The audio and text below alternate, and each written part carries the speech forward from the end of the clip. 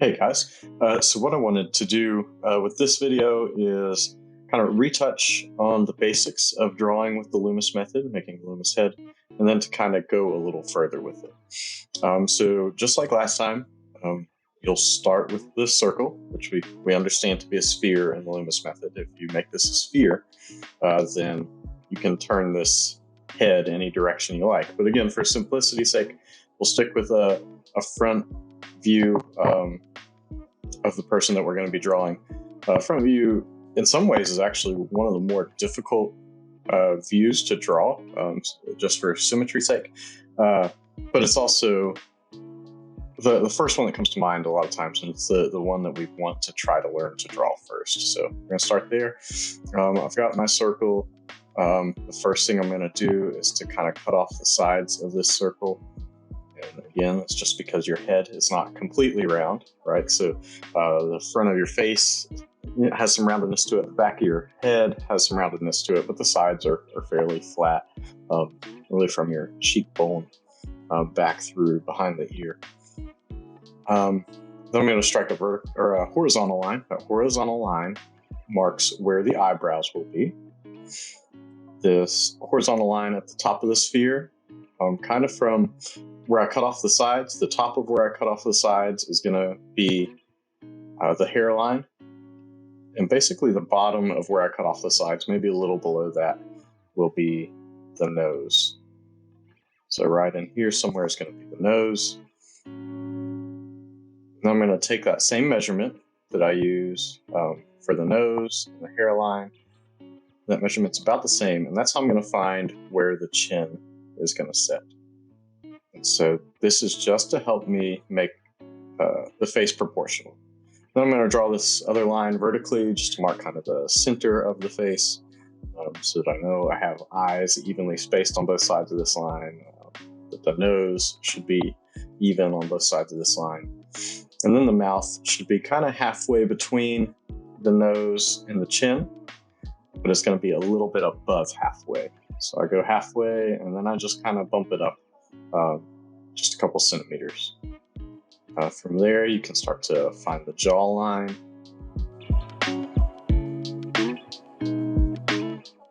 It can help just to drop these vertical lines down and then to find the angle of the jaw from there.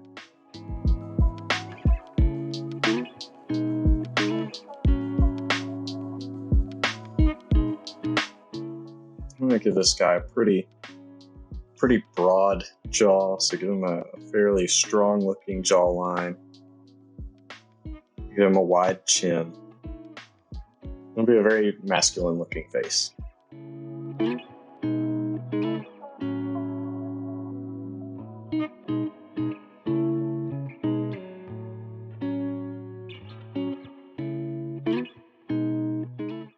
And I'm just trying to make sure that this jawline is about the same on both sides.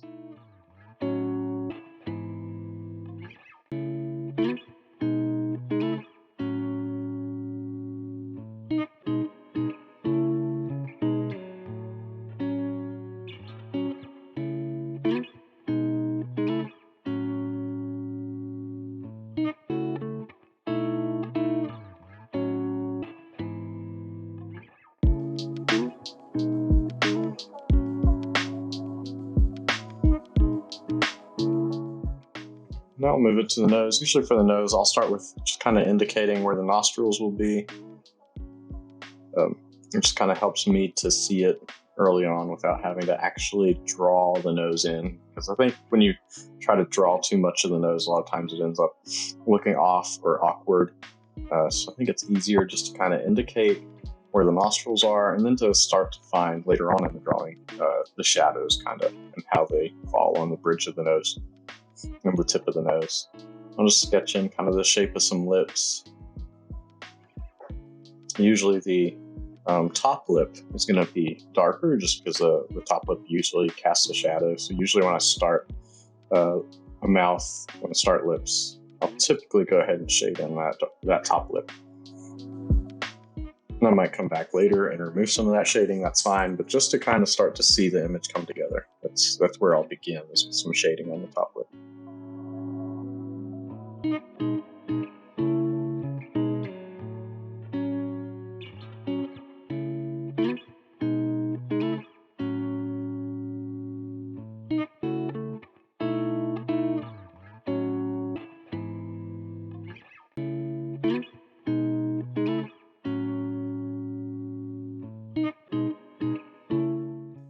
here I'm going to kind of use the nostrils as a guide for where the inside of the eyes should go. I'm just going to strike a line. I'm trying to kind of imagine the angle that the nostrils are coming up at. I'm going to go ahead and, before I forget, mark the eye line. So the eye line is going to just drop down a little below the eyebrow line. The eyebrow will sit just on top of the eyebrow line. The eye itself will sit just on top of the eye line.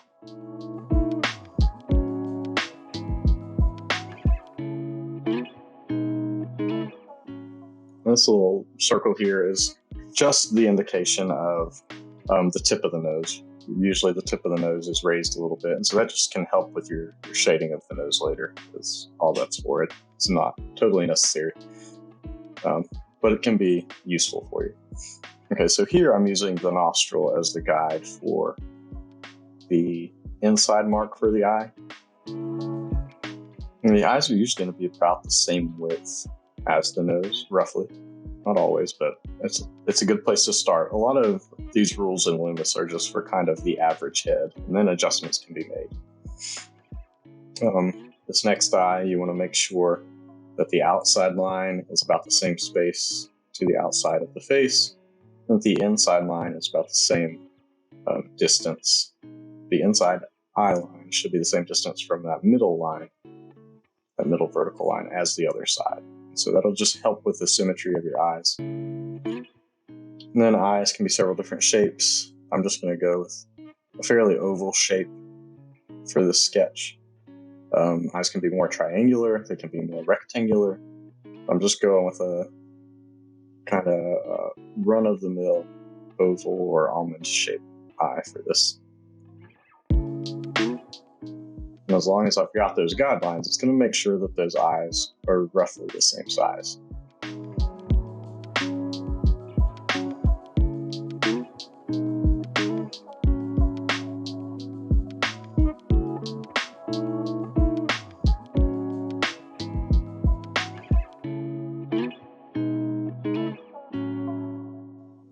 And just above that eyebrow line, right, it's going to be the brow. I'll go ahead and start to sketch those in.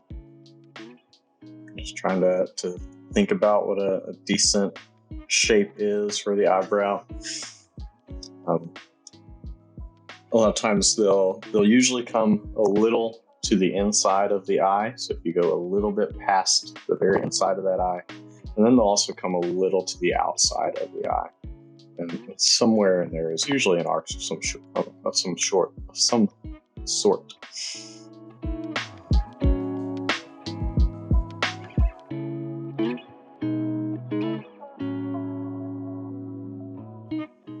And again, a little to the inside of the eye, and then come past a little to the outside of the eye.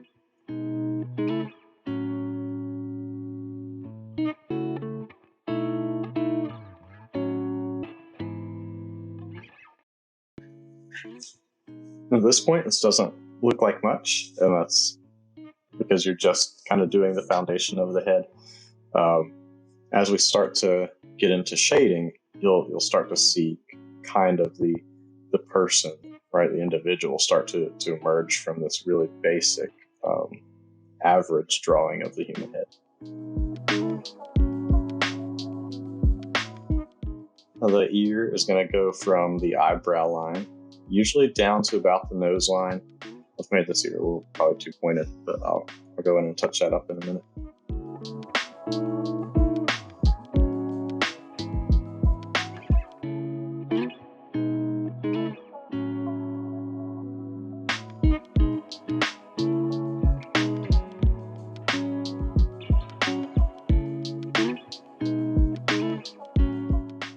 And again, from the eyebrow line.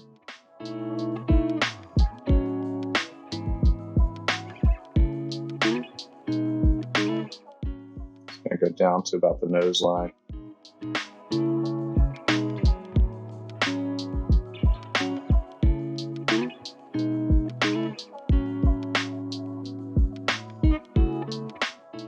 And then I start to see that, oh, I made these ears two very different shapes. So I'm going to go and start to kind of nudge this other side out a little bit to make it match the other side a little more.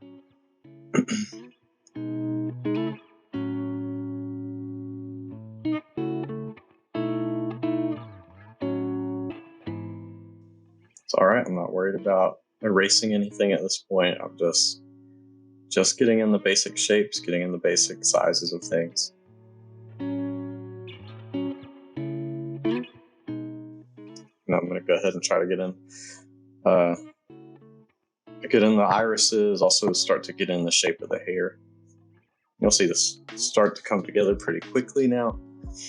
You can see I didn't ever finish touching up those ears. I think I did that later, but my camera had already shut off, ran out of battery by that point, so you might not see that in this video.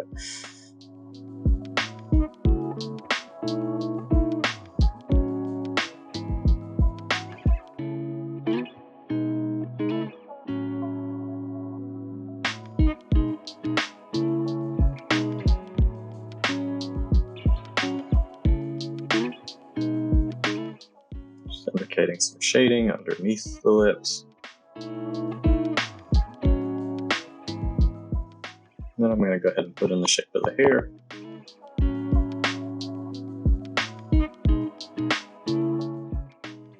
I mentioned this in the last video, but it's worth mentioning again that the hair does not rest, even if it's short hair, does not rest on that circle that you made at the very beginning. That circle represents the skull, so the hair should be raised up off of that a decent amount.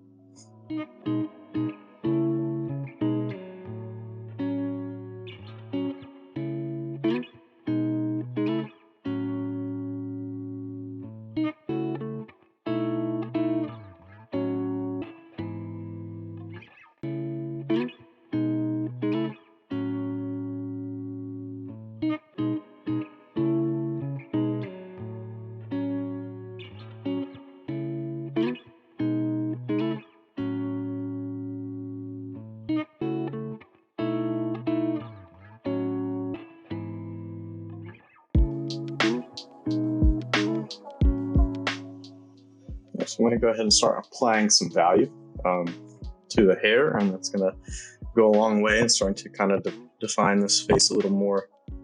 And once you start applying value, the face starts to take shape really quickly and starts to kind of become an individual really quickly. So I'm going to do here, and then I'll move into shading on the face itself.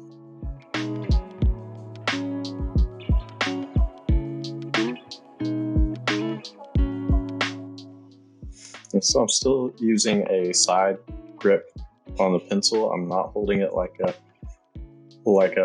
pencil for writing, right? I'm using a drawing grip, not a writing grip, and that's going to help keep that pencil tip sharp for longer.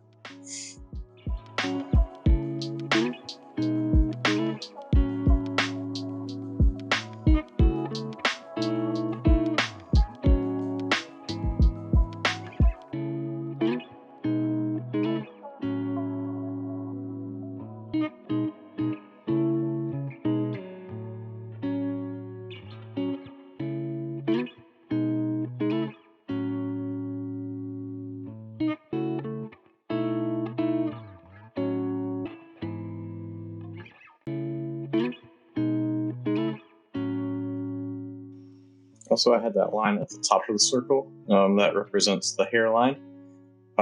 That's the rough position of the hairline, but individuals' hairlines will differ, and people will have their hair parted in different ways, or just the shape of the hairline can be different. So be mindful of that. It's not necessarily just a straight line across your head, right? But it does mark about the location where it will typically be.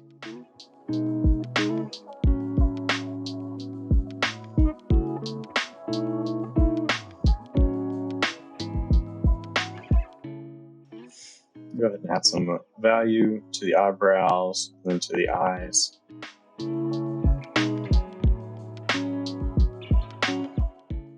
The top eyelid, you'll typically want a good bit of value on. The eyelashes are longer on the top eyelid, and so that adds value. Plus, there's usually a shadow just underneath the top eyelid, and so that adds a lot of depth to an image, adds a lot of depth. and realism to the eye. Do the same thing on the other side. Darken all the way around, but with a focus on that top eyelid.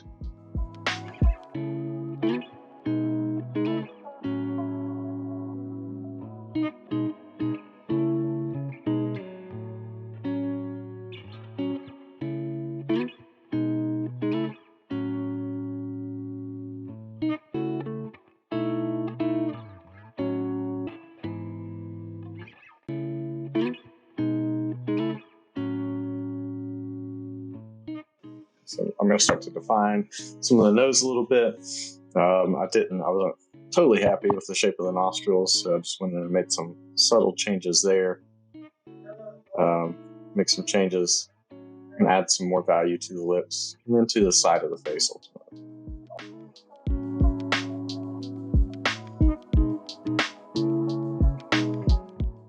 And the corners of the mouth also typically have a shadow.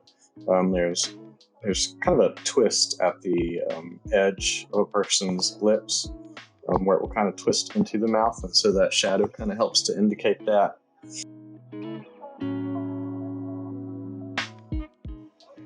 All right, so this is actually starting to look like someone, right? More than it did just 5 or 10 minutes ago. So now what I'm thinking about is the angle of the shadow. If light is striking this individual from the right-hand side of the drawing, right, then the shadow is going to be cast on the left-hand side. And so I'm just starting to think about where that shadow might fall, where it might fall along the forehead, where the nose might cast a shadow, where the shape of the mouth might cast a shadow. And so I'm going to start filling in some shadow just kind of based on that, based on some general assumptions. Usually just under the eyebrow, usually there's going to be a shadow cast over the entire eye, so the eye socket is going to typically be fairly dark. Sometimes the top eyelid might catch a highlight, but usually most of that's going to be in shade. Typically there's going to be a highlight on the cheek if you're doing portraiture. That's called the Rembrandt triangle. So typically one side of the face will be lit pretty evenly. The other side will have like a triangle of light on the cheek and then have more shadows on that side of the face. So that's kind of the rule that I'm using as I apply the shadows to this individual. You can see I'm making some of the shadows darker. Making those shadows darker in some places helps to give things form, so it starts to give the nose the illusion of depth.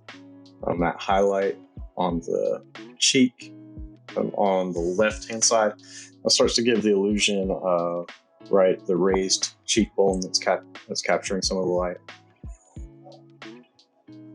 And then the chin, a lot of times, will kind of jut out towards the bottom, and the chin will also have a highlight kind of right in the center. So I'm just trying to make this shadow kind of consistent. I'm trying to make the angle of my shading similar all the way through.